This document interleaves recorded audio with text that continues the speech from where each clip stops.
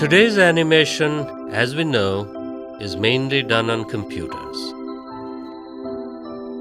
With CGI taking over animation, bringing movies like Frozen and Shrek, today's generation won't even remember the time when animation was just a moving drawing.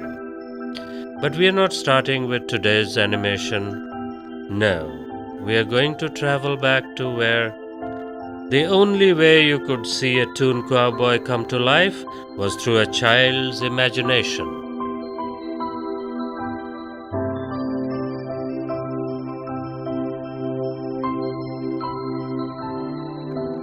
We're going back to the start where it all began, the 17th century, with the magic lantern. The magic lantern was a machine that projected images which had parts that moved and were projected onto a screen for a wider audience and gave the illusion that there were moving images.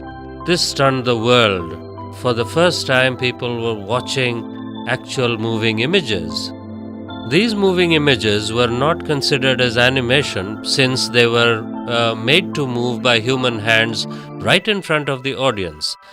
Animation is actually a set of moving images that move so fast that people actually believe that the image is moving on its own. The first actual animation was somewhere in the 1800s with a Phomotrope. It was a toy with a disc with pictures on either side. Two discs, one had a human person and one an object, and you spin both of them. As the disc started moving faster and faster and faster, the images started to merge, giving the illusion that the character and the object would be one. This was the first example of animation. Actually, the first device to show you a clip. This had a series of spinning cylinders inside the box, which when spun together would show you a moving image of a horse or a penguin. Now in the 1900s, animation truly began to exist on the big screen. It was a series of moving faces. The first one was the kissing of a man and a woman, and the man would get a different feature each time added to him, such as a cigar or a hat, which would make him look rich and powerful. Some thought this was truly the beginning of animation. Others didn't.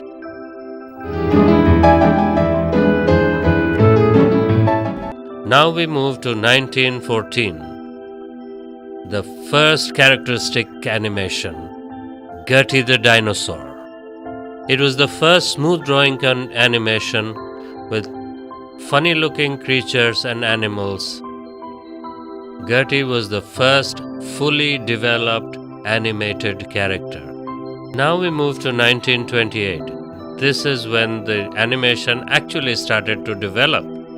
This was the first character of Mickey Mouse where he wanted to be a captain on a steamship. But it wasn't about the character, it was about the sound, it was about the music, and it was the first time that sound and music was used effectively to make a full character.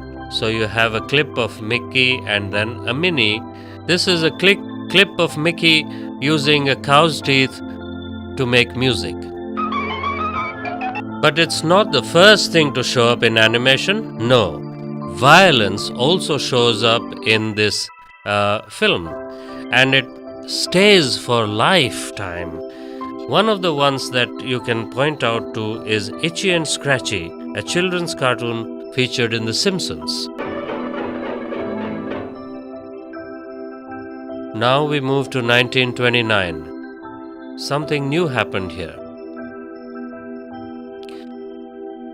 Something that wouldn't destroy animation, but for the first time it was seen as animation. when the stock market crashed and billions of dollars were lost.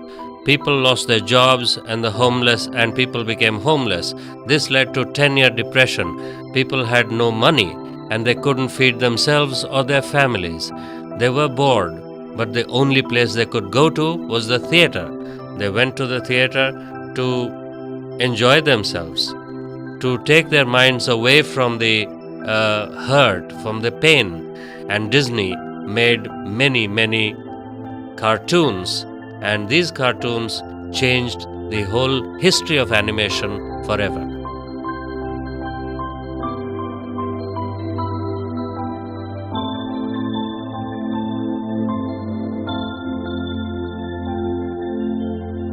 Now we move to 1937, to where the techniques were invented, animation was expanded. Snow White was the first ever feature film to be made by Disney. The film is about a young woman who runs away from home because of the evil queen who is jealous of her beauty. The movie used a bunch of new techniques. The technique would use to get real human movement. What they would do is film a real human person dancing. Then the animators would trace on each of those frame by frame and then play it back as an animated text. One piece of equipment that Snow White had was a multi-depth camera, which allowed the camera to shoot different depths of field in the same scenery. And the camera would give a different field by chopping up different layers.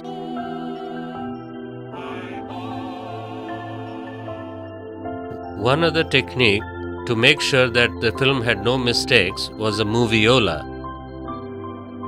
So the animator would watch the clips through the moviola and cut out everything that was a mistake and then replace it later. Disney also created his own sound effects. Here are a few clips.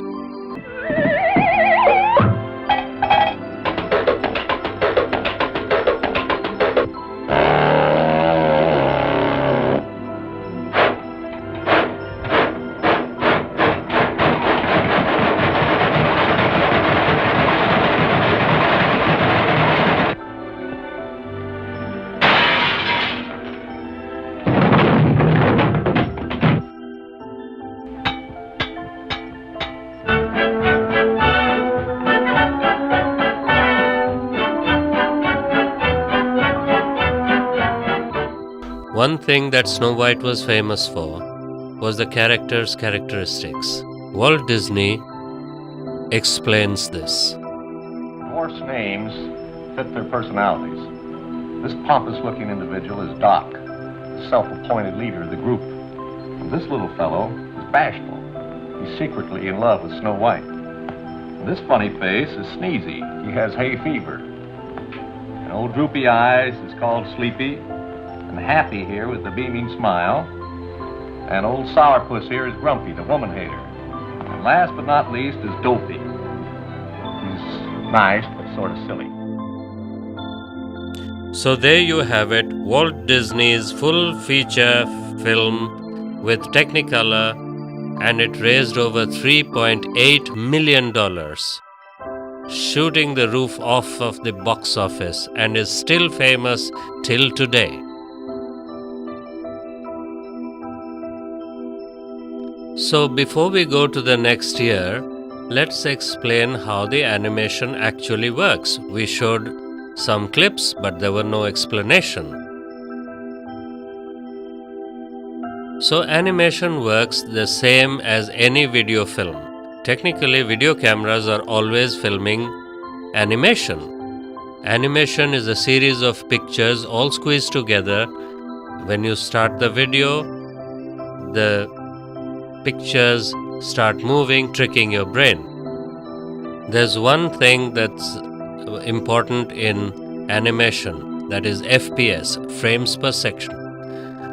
So this is to say how many frames will pass through your mind in 1 second. So 12 FPS is the normal thing, which means that 12 images pass in front of your eyes in 1 second. Today, you have also 25 FPS. So in 25 FPS, you cannot see any breaks, which means that it tricks your mind to believe that it is a continuous movement.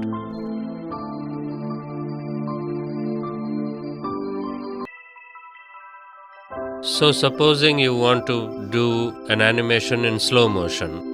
For movies, they would use a special camera which would capture 25,000 frames per second. So the more frames, the more cleaner the HD video in slow motion. So there will be a lot more drawing involved. For each of these frames, you have to have a different drawing. So here is how that would look. The next couple of years, animation just grew and grew, with Minitunes booming in 1969 and many, many more to come. Animation was a great business. But from 1979 to 1983, two men would emerge that would change the entire face of animation and would put cell animation almost out of business. But before we go into 1980s, let's look at 1970. Animation was just booming during this period. Children were becoming lazier, they were not going out, they were staying at home and watching cartoons. But animation was not only cartoons, animation was also being used for advertisement. Look at an example. Hi, man. This is Cresta's new flavor, black currant. I wonder what's...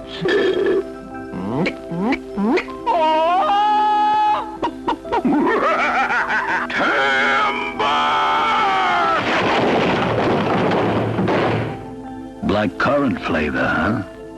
It's okay. Cresta, now in 5 fruity flavors. It's frothy, man. We find ourselves in 1986. Steve Jobs had just bought the graphics division from George Lucas.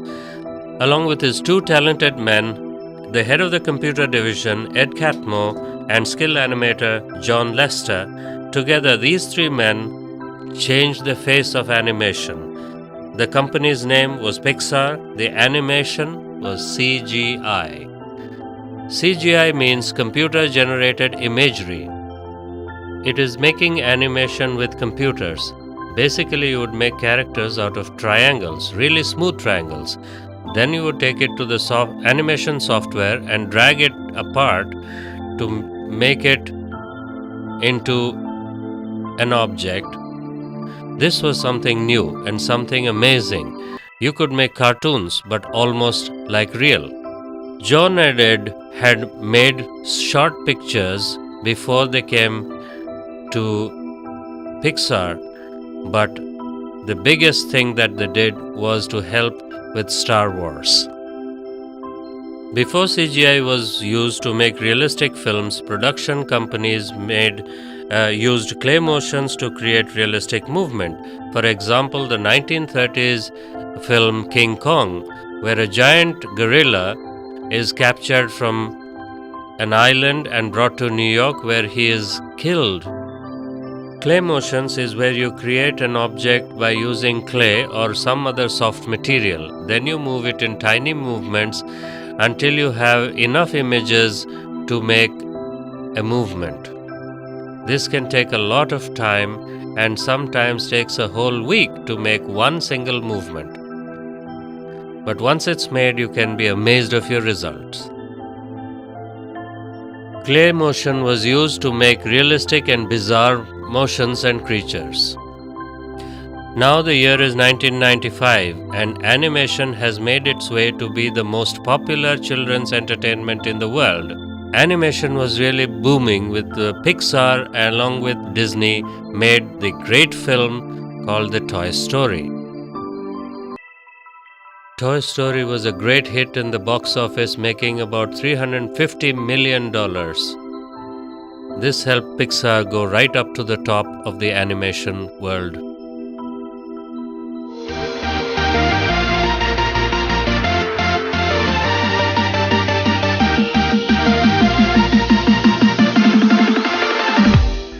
And now we have reached the point where CGI was at its peak.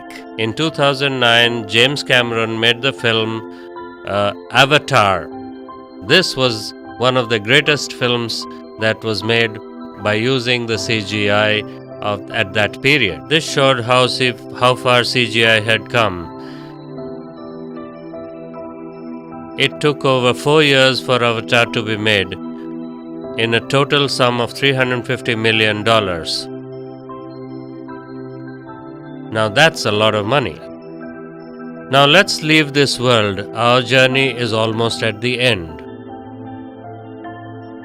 We have now reached to our last year, 2014 or 15, where CGI is the dominant species of animation.